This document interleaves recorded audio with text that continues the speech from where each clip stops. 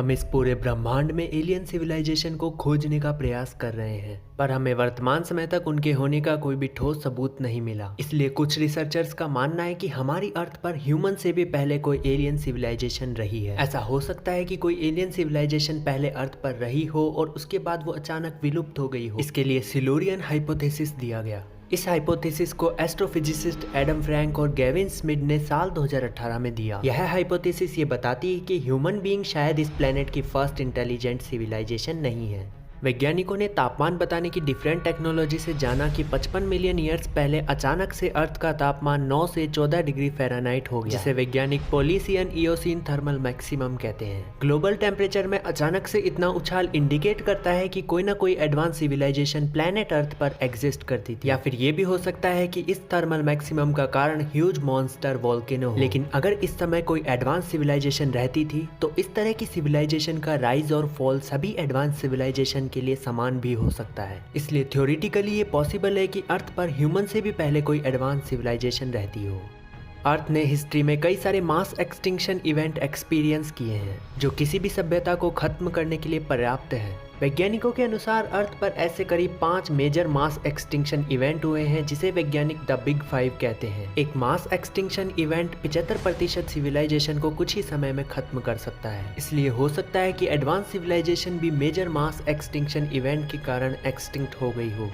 अभी तक हमें अर्थ पर किसी एडवांस सिविलाइजेशन के एविडेंस नहीं मिले हैं, लेकिन हम ये नहीं कह सकते कि हमारी अर्थ पर पहले कोई एडवांस सिविलाइजेशन नहीं रहती थी। अर्थ के जियोलॉजिकली प्रोसेस जैसे टेक्टोनिक प्लेट्स के खिसकने से बचे हुए ट्रेसेस भी कई सालों में मिट सकते हैं। किसी भी एडवांस सिविलाइजेशन के टेक्नोलॉजिकल आर्टिफैक्ट से उन्हें पहचाना जा सकता है, पर समय के साथ उनमें होने वाले परिवर्तन के कारण ये मुश्किल भी हो सकता है। इसके अलावा कई ह्यूमन सिविलाइजेशन भी अपने समय के हिसाब से एडवांस थी, इसलिए ये भी हो सकता है कि उस समय एडवांस सिविलाइजेशन ने प्री ह्यूमन सिविलाइजेशन की भूमिका निभाई हो। एक हाइपोथेसिस है जिसे एंशिएंट एस्ट्रोनॉट हाइपोथेसिस कहा जाता है, जिसके अनुसार एक्स्ट्रा टेरेस्ट्रियल लाइफ पहले ही अर्थ पर विजिट कर चुकी है और उन्होंने ह्यूमन सिविलाइजेशन को इन्फ्लुएंस भी किया है। तो चलिए जानते हैं ऐसी ही कुछ एडवांस ह्यूमन सिविलाइजेशंस के बारे में। इंडस वैली सिविलाइजेशन वर्तमान समय के इंडिया पाकिस्तान में 3300 से 1300 ईसा पूर्व तक थी। इस सिविलाइजेशन के निवासियों के पास जल निकास प्रणाली और पब्लिक बिल्डिंग्स के साथ वेल प्लान्ड सिटीज थी। उनके पास लिपि के साथ एक लेखन प्रणाली भी थी जिसे आज तक समझना नामुमकिन। सबसे पुरानी शहरी सभ्यता होने के बावजूद भी हम इसके पतन के कारणों को अभी तक नहीं जान पाए हैं। हम एंशिएंट इजिप्ट के बारे में बहुत कुछ जानते हैं, लेकिन एंशिएंट इजिप्ट की कल्चर और टेक्नोलॉजी आज भी रिसर्चर्स के लिए डिबेट का विषय है। गीजा के पिरामिड का कंस्ट्रक्शन आज भी हम सबके लिए एक मिस्ट्री है। इसी के साथ उन्होंने कुछ विशाल स्तंभों का निर्माण किया जो पत्थर के एक ही टुकड़े से बनाए गए हैं। इसलिए ऐसा हो सकता है कि इस सिविलाइजेशन को भी एक्स्ट्रा टेरेस्ट्रियल लाइफ ने इन्फ्लुएंस किया हो। माया सिविलाइजेशन अपनी एडवांस मैथमेटिक्स, एस्ट्रोनॉमी और कैलेंडर सिस्टम के लिए जानी जाती है। ये सिविलाइजेशन 9th सेंचुरी में मिस्टीरियसली खत्म हो गई।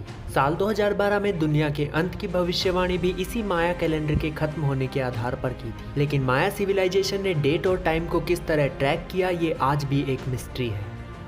साल 1901 में एंटिकिथेरा जहाज से एंटिकिथेरा मैकेनिज्म डिस्कवर किया गया। ऐसा माना जाता है कि इस जहाज की दुर्घटना 65 ईसा पूर्व के आसपास हुई थी।